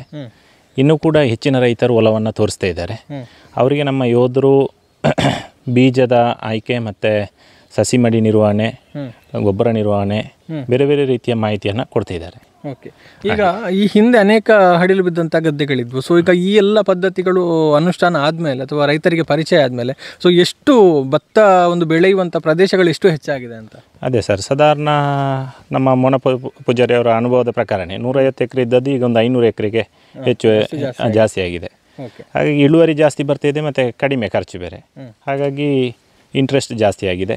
ಮತ್ತು ಹೆಚ್ಚು ಮಾಡದವರು ಅಂದರೆ ಹಿಂಗಾರಿಗೆ ಮಾಡದವರು ಮತ್ತು ಮುಂಗಾರು ಈ ರೀತಿ ಮಾಡದವರು ಹೆಚ್ಚಿನ ಎರಡೂ ಇದರಲ್ಲಿ ಕೂಡ ಮಾಡಲಿಕ್ಕೆ ಒಲವು ತೋರಿಸ್ತಾ ಇದ್ದಾರೆ. ಇಲ್ಲಾಂದರೆ ಒಂದೇ ಸಾರಿ ಮಾಡ್ತಾಯಿದ್ರು. ಓಕೆ, ಈಗ ಬಹುಶಃ ಈ ಯೋಜನೆಯಲ್ಲಿ ತೊಡಗಿಸಿಕೊಂಡವರಿಗೆ ಇದರ ಮಾಹಿತಿ ಇರುತ್ತೆ. ಈಗ ಹೊರಗಿನವರು ನಮಗೆ ಇಂಥ ಒಂದು ಮಾಹಿತಿ ಬೇಕು, ಮಾರ್ಗದರ್ಶನ ಬೇಕು, ಅಥವಾ ಯಂತ್ರಗಳನ್ನು ನಾವು ಬಾಡಿಗೆಗೆ ಪಡಿಬೇಕು ಅಂತ ಆದರೆ ಹೇಗೆ, ಯಾರನ್ನು ಮೊದಲಿಗೆ ಸಂಪರ್ಕ ಮಾಡಬೇಕು, ಹೇಗೆ ಪ್ರಯೋಜನ ಪಡ್ಕೊಳ್ಬೋದು? ಇದರಲ್ಲಿ ಯೋಜನೆಯಲ್ಲಿ ಇದ್ದವರು ಅಥವಾ ಹೊರಗಿನವರು ಎಲ್ಲ ರೈತರನ್ನು ನಾವು ಒಗ್ಗೂಡಿಸಿಕೊಂಡು ಹೋಗ್ತಾ ಇದ್ದೇವೆ. ನಮ್ಮಲ್ಲಿ ಉಪ್ಪಿನಂಗಡಿಯಲ್ಲಿ CHS ಅಂತ ಹೇಳಿದರೆ ಕೃಷಿ ಯಂತ್ರಧಾರೆ ಕಾರ್ಯಕ್ರಮ ಇದೆ. ಅಲ್ಲೂ ಕೂಡ ಸಂಪರ್ಕ ಮಾಡಿಕೊಂಡು ಯಂತ್ರಗಳನ್ನು ಪಡ್ಕೊಂಡು ಅವರ ಕೃಷಿ ಭೂಮಿಗೆ ಯಾವುದೆಲ್ಲ ಯಂತ್ರಗಳು ಬೇಕು ಅದನ್ನೆಲ್ಲ ಪಡ್ಕೊಳ್ಳಿಕ್ಕೆ ಅವಕಾಶ ಇದೆ. ಓಕೆ, ಹಾಗೆ ಒಟ್ಟಿನಲ್ಲಿ ನಮ್ಮ ಪುತ್ತೂರು ತಾಲೂಕಿನಲ್ಲಿ ಹೆಚ್ಚು ಈ ಯಾಂತ್ರೀಕೃತ ಭತ್ತ ಬೇಸಾಯಕ್ಕೆ ಜನರು ಇಂಟ್ರೆಸ್ಟನ್ನು ಕೊಡ್ತಿದ್ದಾರೆ. ಮತ್ತು ವರ್ಷದಿಂದ ವರ್ಷಕ್ಕೆ ಹೆಚ್ಚು ಅವರ ಒಂದು ಅಟ್ಲೀಸ್ಟ್ ಅವರ ಒಂದು ಮನೆ ಖರ್ಚಿಗಾದರೂ ಕೂಡ ಗದ್ದೆ ಬೇಸಾಯವನ್ನು ಉಳಿಸಿಕೊಳ್ಳುವಂಥ ಕೆಲಸಗಳನ್ನು ಮಾಡ್ತಿದ್ದಾರೆ. ಎಸ್, ಇದಿಷ್ಟು ಈ ಕೆರೆಮಾರಿನ ಗದ್ದೆಯಲ್ಲಿ ತುಂಬಿಕೊಂಡಿರುವಂತಹ ಫಸಲಿನ ಬಗ್ಗೆ, ಜೊತೆಗೆ ಶ್ರೀ ಕ್ಷೇತ್ರ ಧರ್ಮಸ್ಥಳ ಗ್ರಾಮಾಭಿವೃದ್ಧಿ ಯೋಜನೆಯ ಮೂಲಕ ರೈತರಿಗೆ, ಬೆಳೆಗಾರರಿಗೆ ಸಿಗ್ತಾ ಇರುವಂತಹ ಸೌಲಭ್ಯಗಳ ಬಗ್ಗೆ, ಸವಲತ್ತುಗಳ ಬಗ್ಗೆ, ಮಾರ್ಗದರ್ಶನದ ಬಗ್ಗೆ ಇಲ್ಲಿನ ಕೃಷಿಕರಾಗಿರುವಂತಹ ಮೊನಪ ಪೂಜಾರಿಯವರು, ಜೊತೆಗೆ ಧರ್ಮಸ್ಥಳ ಗ್ರಾಮಾಭಿವೃದ್ಧಿ ಯೋಜನೆಯ ಯಂತ್ರಶ್ರೀ ವಿಭಾಗದ ರೈತರು, ಕೃಷಿ ಮೇಲ್ವಿಚಾರಕರೆಲ್ಲರೂ ಕೂಡ ನಮಗೆ ಮಾಹಿತಿಯನ್ನು ಕೊಟ್ಟಿದ್ದಾರೆ ಅನ್ನುವಂಥದ್ದು. ಖಂಡಿತವಾಗ್ಲೂ ಈಗಾಗಲೇ ಹಲವಾರು ಎಕರೆಗಳು, ಅಂದರೆ 150 ಎಕರೆಯಷ್ಟು ಇದ್ದಂತಹ ಈ ಒಂದು ಬೇಸಾಯ ಮಾಡ್ತಾ ಇದ್ದಂತಹ ಭೂಮಿ ಈಗ ಸರಿಸುಮಾರು 500 ಎಕರೆಗೆ ತಲುಪಿದೆ, ಬರೀ ಒಂದು ಪುತ್ತೂರು ತಾಲೂಕಿನಲ್ಲೇ ಅನ್ನುವಂಥದ್ದು ಬಹುಶಃ ಎಲ್ಲರೂ ಕೂಡ ಒಂದು ಸಮಾಧಾನ ಅಥವಾ ಒಂದು ಖುಷಿ ಪಡಬೇಕಾಗಿರುವಂತಹ ವಿಚಾರ. ಯಾಕಂತ ಹೇಳಿದರೆ ಆಹಾರ ಉತ್ಪಾದನೆ ಆದರೆ ಮಾತ್ರ ಒಂದು ದೇಶ ಮುಂದಕ್ಕೆ ಒಂದು ಬಲಿಷ್ಠವಾಗುವುದಕ್ಕೆ ಸಾಧ್ಯ. ಸೊ ದೇಶದ ಒಂದು ಅಭಿವೃದ್ಧಿ ಅಥವಾ ದೇಶದ ಒಂದು ಬಲಿಷ್ಠತೆ, ಒಂದು ಸದೃಢತೆ ಅನ್ನುವಂಥದ್ದು ಆಹಾರ ಉತ್ಪಾದನೆಯಲ್ಲಿ ಆ ದೇಶ ಎಷ್ಟು ಒಂದು ಮಹತ್ತರ ಸ್ಥಾನದಲ್ಲಿದೆ ಅಥವಾ ಯಾವ ಸ್ಥಾನದಲ್ಲಿದೆ ಅನ್ನುವಂಥದ್ರ ಮೇಲೆ ಕೂಡ ನಿರ್ಧಾರ ಆಗುತ್ತೆ. ಸೊ ಹಾಗಾಗಿ ಭಾರತ ಬಲಿಷ್ಠ ಆಗಬೇಕಿದ್ರೆ ಒಂದಷ್ಟು ಆಹಾರ ಧಾನ್ಯಗಳ ಉತ್ಪಾದನೆ ಜಾಸ್ತಿ ಆಗಬೇಕು. ಸೊ ಆ ನೆಲೆಯಲ್ಲಿ ಅನೇಕ ಕಡೆಗಳಲ್ಲಿ ಹಡಿಲು ಬಿದ್ದಿರುವಂತಹ ಗದ್ದೆಗಳಲ್ಲಿ ಕೂಡ ಇಂತಹ ಒಂದು ಪ್ರಯತ್ನಗಳಾಗಲಿ, ಆ ಮೂಲಕ ಈ ಹಿಂದೆ ಭತ್ತವನ್ನು ಬೆಳೀತಾ ಇದ್ದಂತಹ ಗದ್ದೆಗಳು ಮತ್ತೆ ಒಂದು ಮರು ಚೈತನ್ಯವನ್ನು ಪಡೆದುಕೊಂಡು ಕಂಗೊಳಿಸಲಿ ಅನ್ನುವಂಥದ್ದು ಸುದ್ದಿ ಆಶಯ. ಶಿವಕುಮಾರ್ ಈಶ್ವರಮಂಗಲ ಮತ್ತು ಲತೇಶ್ ಬಿಟ್ಲ ಜೊತೆಗೆ ಗೌತಮ್ ಶೆಟ್ಟಿ, ಸುದ್ದಿ ನ್ಯೂಸ್, ಪುತ್ತೂರು.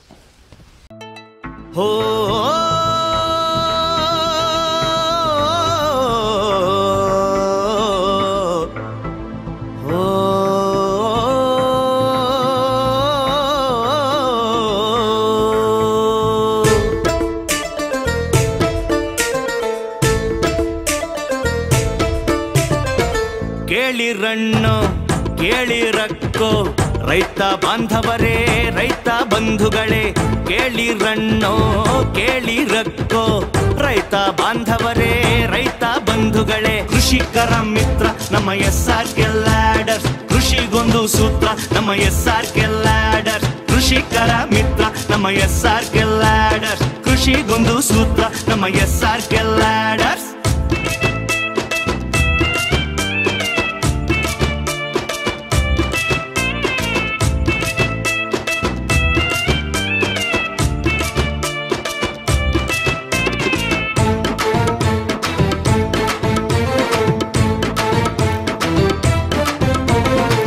ಅಡಿಕೆ ಕೀಳಲು ದೋಟಿ ವಿಧಾನ, ಅಡಿಕೆ ತುಂಬಲು ಟ್ರಾಲಿ ಪ್ರಧಾನ, ಒಂದೊಂದು ಮೆಟ್ಟಿಲು ಸಿಲ್ವರ್ ತೊಟ್ಟಿಲು. ಮೇಲೆ ಕೆಳಗೆ ಹತ್ತಿ ಇಳಿದು ಮಾಡು ನಿನ್ನ ಕಾಯಕ, ಟ್ರಾಲಿಯಲ್ಲಿ ಗೊಬ್ಬರ ಹಾಕಿ ಕೃಷಿಯ ಮಾಡು ಸೇವಕ. ಆಳು ಕಾಳು ಕಡಿಮೆ ನಿನಗೆ ನೀನೆ ದುಡಿಮೆ, ಮನಸ್ಸಿದ್ದರೆ ಮಾರ್ಗ ಮರವೇರಲು ಸ್ವರ್ಗ. ಆಳು ಕಾಳು ಕಡಿಮೆ ನಿನಗೆ ನೀನೆ ದುಡಿಮೆ, ಮನಸ್ಸಿದ್ದರೆ ಮಾರ್ಗ ಮರವೇರಲು ಸ್ವರ್ಗ.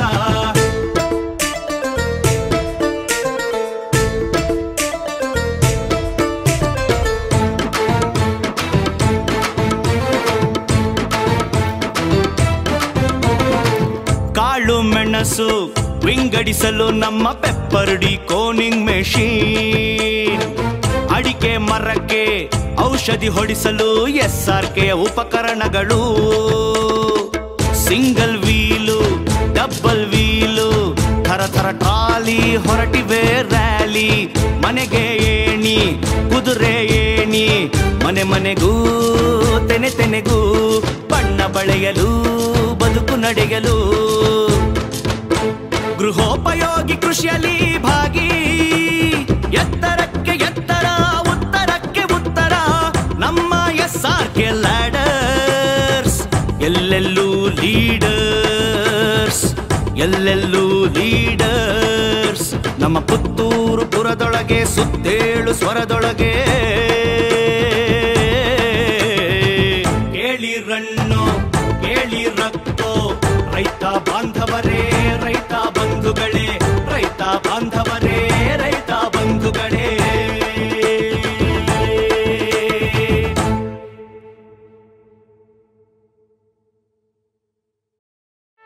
ಸುದ್ದಿ ಚಾನಲ್, ಕ್ಷಣ ಕ್ಷಣದ ಸುದ್ದಿಗಾಗಿ.